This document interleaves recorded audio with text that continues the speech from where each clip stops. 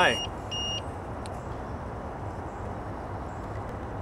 Gene Basler here, Houston, Texas, and this is the Wide World of Trees, your online resource for becoming a better informed, more responsible tree owner, tree care professional, or tree activist. Thank you for tuning in. I'm here at the Houston Arboretum and Nature Center, and you will hear an occasional beeping. That is my battery backup. I don't know how to shut it up yet. I want to go over some things in the news. Today is Martin Luther King Jr. Day, so I want to start with civil disobedience. I am a huge fan of civil disobedience. In fact, every Martin Luther King Jr. Day, one should ask oneself, have you broken an unjust law today? I believe that everyone should break unjust laws every day, not just on Martin Luther King Day. Martin Luther King was civilly disobedient, and whether or not you disagree with his politics, or whether or not you agree with his politics, civil disobedience is important. I also believe in funding the legal defense of the civilly disobedient.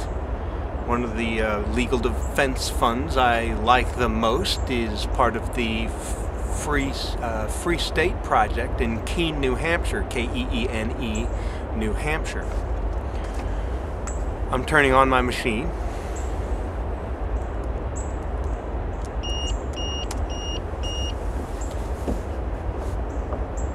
So, speaking of civil disobedience, Arcadia, California is a suburb.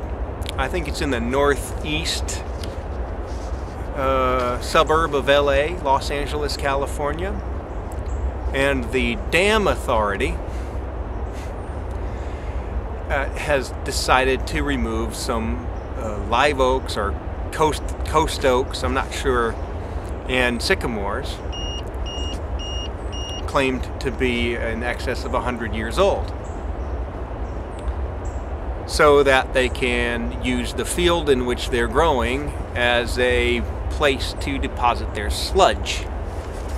They need to dredge out the sediment that's piled up on the backside of the dam, and they need to spread it out somewhere. And the other two fields that they've used for the purpose are almost full, and they need to start using this one. And they purchased the land 60 years ago. The Water Authority, the Flood Control Authority, or the Dam Authority, the Dam Project, claims ownership of the land. Now, is ownership claim on the part of a governmental or quasi-governmental authority a legitimate claim? That may be a question for another topic, but it's worth asking here, because if we're going to engage in tree activism, as is this news case, we want to know who the owner of the tree is. This is pursuant to a larger thesis, which is another topic altogether. The thesis being that protecting ownership of trees, not communalizing it, is a better way to promote tree preservation and to save trees. So, here we go. Let me read this piece.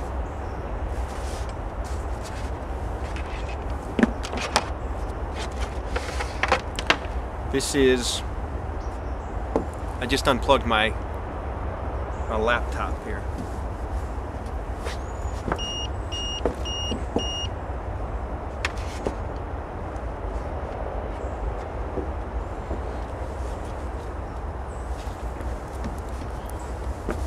Thank you. If you're still tuning in, I congratulate you. It's worth it.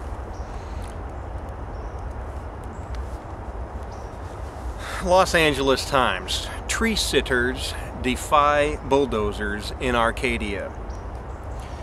In a showdown at daybreak on Wednesday, this is from January 12th, 2011, so this was just last week, 4 tree sitters perched in the limbs of century-old oaks and sycamores in the foothills above Arcadia to protest plans to uproot the trees, standing in the path of a spreading ground for 500,000 cubic yards of muck to be dredged from a nearby reservoir.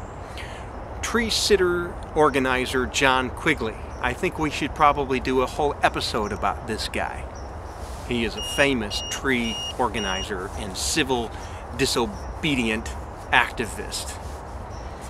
Veteran of arboreal acts of civil disobedience, and 3 supporters were positioned on oak branches 40 feet above the ground in a grove near the corner of Santa Anita and Elkins Avenues. In a brief telephone interview at 8:45 a.m., Quigley said, "They have started tearing down the oaks and sycamores with bulldozers. There is a crash and crack of trees on all sides." The sitters entered the area about 4 a.m. Elsewhere, a man and 3 women stood shoulder to shoulder to block Los Angeles County Sheriff's vehicles attempting to enter the gate at the 11-acre site belonging to the Los Angeles County Department of Public Works. Contract workers driving bulldozers were scheduled to begin methodically knocking down 179 coastal oaks and 70 sycamores in the wash in the San Gabriel Mountains just below Santa Anita Reservoir. Among the protesters at the gate was David Zemansky, a member of the executive committee of the Los Angeles chapter of the Sierra Club. "It's our last stand," he said. Quote, "This is all about the rights of trees," end quote. The standoff at the gate attracted residents from the adjacent neighborhood of a neighborhood of handsome tract homes. Among them was Doris Stone, a resident since 1972, who said she had routinely walked her dog through the grove for decades. "I'm in tears. It's a little bit of heaven in there," she said, watching from behind a yellow law enforcement tape used to cordon off the entrance. Conservationists cherish the grove as a remnant patch of serenity and shelter for wildlife. County flood control authorities regard it as designated storm debris spreading grounds that just happen to have trees on it. "The county never engaged us in any meaningful discussions about alternatives to this destruction," said Cameron Stone, Doris's son, who is an activist leading the effort to preserve the trees. Quote, "Now they are getting their just desserts. The eyes of the world are upon them.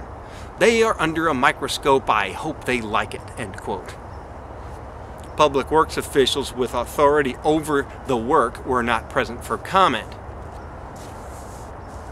Update, 9:31 a.m. Work was halted about 9:15 while sheriff's deputies combed the area for activists. LA County Public Works spokesman Kurjan Lee said no arrests had been made. Update, 10:02. Kayla Aldridge tweeted from the scene, "It hurt my heart when a bulldozer mowed down one of the trees. Protesters are now on the scene, climbing the trees." Okay, so there's a couple of issues here, each one of which I think possibly deserves its own episode, its own treatment. And we might even call in a few people to discuss it. Tragedy of the commons, right? This is a quasi-governmental authority that owns these trees. And again, I brought it up earlier. Can a governmental authority legitimately own property using money stolen from other people? Who's the legitimate title holder to this land? Does it go all the way back to some Native American tribe? Was the land purchased in eminent domain? Was the land purchased from another governmental authority like LA County or City of Arcadia or State of California? Is this just another shell game when the title transfer of land is from one government authority to another?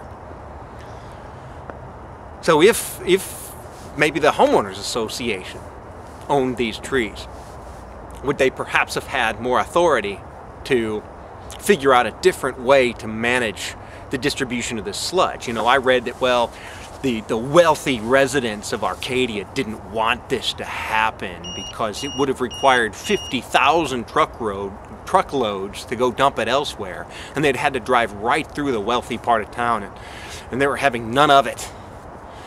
And I say, you know, why not? Why not ship it? apparently the erosion control properties of this massive network of root systems of 179 coast live oaks and 70 sycamores isn't that important. Using this land to just spread out a bunch of sludge is the main purpose of it. I think if there was an ownership interest and somebody stood to lose his or her job, they'd probably find another way. Another question is, do trees really have rights? This Sierra Club guy, what was his name?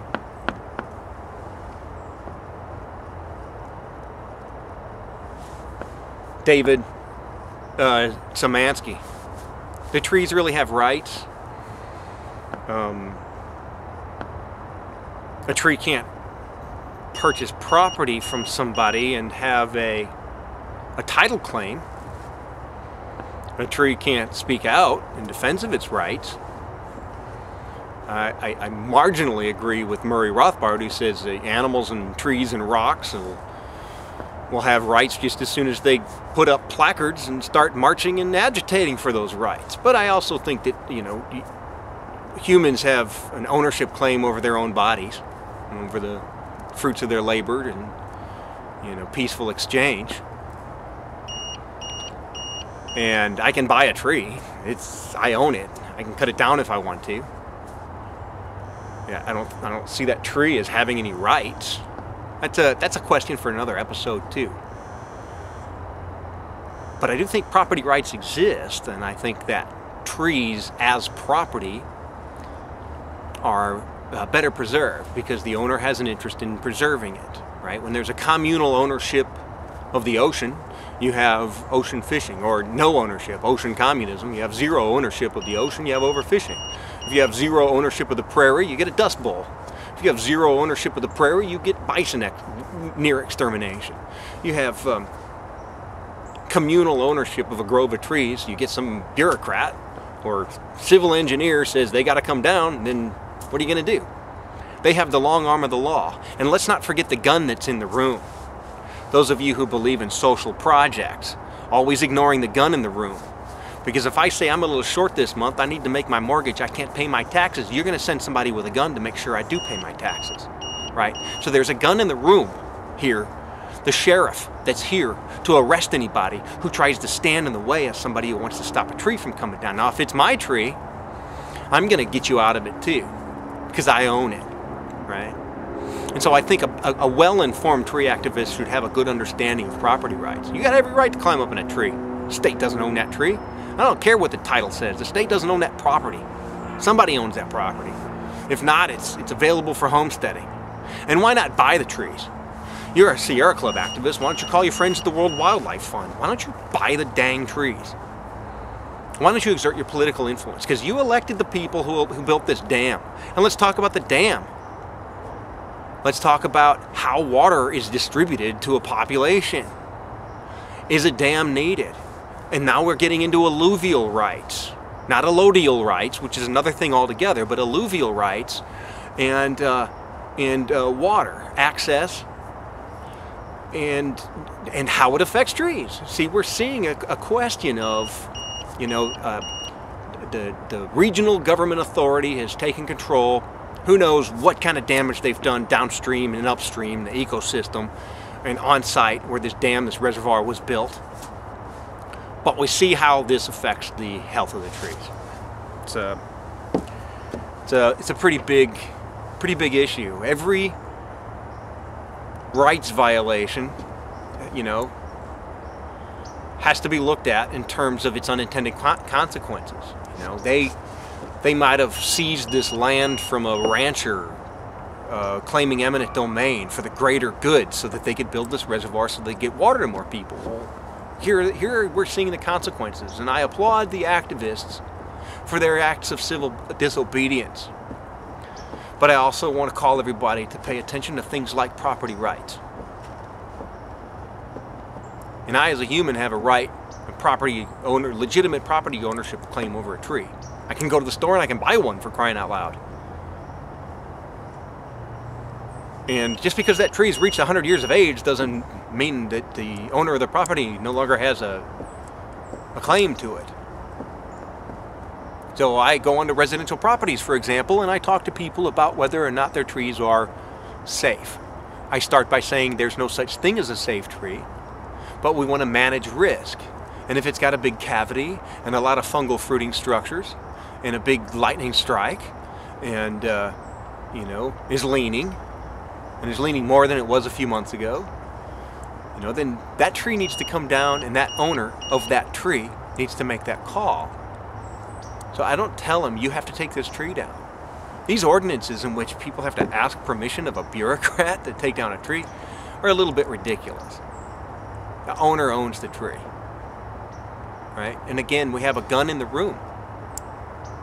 So if I take down a tree, let's say I refuse to pay the fine, and let's say I'm called into court, and let's say I don't show up, and let's say they send their armed sheriff's deputies to come and arrest me, and I sufficiently resist, and they shoot me, all because of a tree ordinance. So protect private property rights. You'll preserve a lot more trees that way, because the owner has an investment in that tree. That's all for now. Pretty controversial stuff. I understand that the tree care industry is composed of government agents, foresters, etc., and there's a lot of roles for the municipal forester, the city arborist, and there's a lot of controversy surrounding tree preservation ordinances. I want to save trees too, and there's a lot of study out there that shows, you know, you reap what you sow, and the end never justifies the means. And if you use the elements of coercion to force people to conform to what you want them to do, then you're going to reap consequences like these trees coming down in Arcadia. Protect property. You'll preserve more trees. Comments? Angry comments? Hate mail?